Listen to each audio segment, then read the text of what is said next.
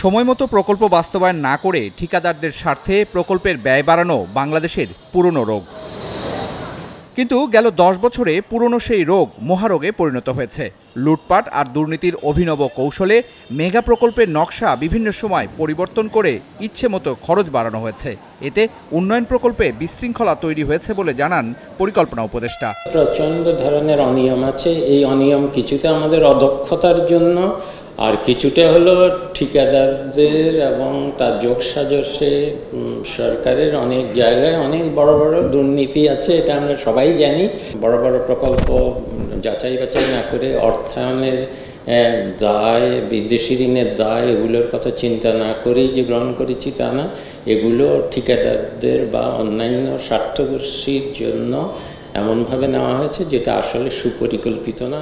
উপদেষ্টা বলেন, মূল্যস্ফীতি নিয়ন্ত্রণ করতে হলে সরকারি প্রকল্পের ব্যয় সংকোচন করতে হবে। এজন্য বাংলাদেশ ব্যাংক সহ সংশ্লিষ্ট সংস্থাগুলোর সমন্বয় জরুরি। তবে সবচেয়ে বেশি জরুরি কর্মসংস্থান সৃষ্টি করা। আমাদের এখনকার প্রয়োজন হলো কর্মসংস্থান বৃদ্ধি করা।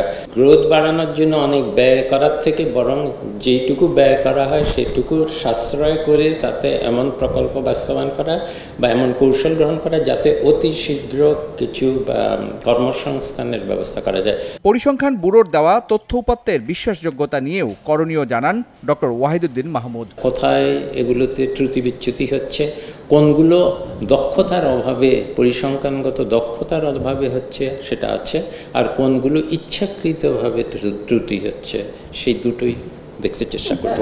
রাজনৈতিক উদ্দেশ্য প্রণোদিতভাবে নিজেদের নির্বাচনী এলাকার জন্য অসংখ্য প্রকল্প, এখনও যে প্রকল্পগুলো আছে এখানে যাওয়ার অপেক্ষায়, এগুলোকে আবার বলছি আমরা আবার স্ক্রুটিনি করতে হবে। উন্নয়ন প্রকল্পগুলো খতিয়ে দেখে পরবর্তীতে প্রকল্প ভিত্তিক ব্যবস্থা নেওয়া হবে বলেও জানান তিনি।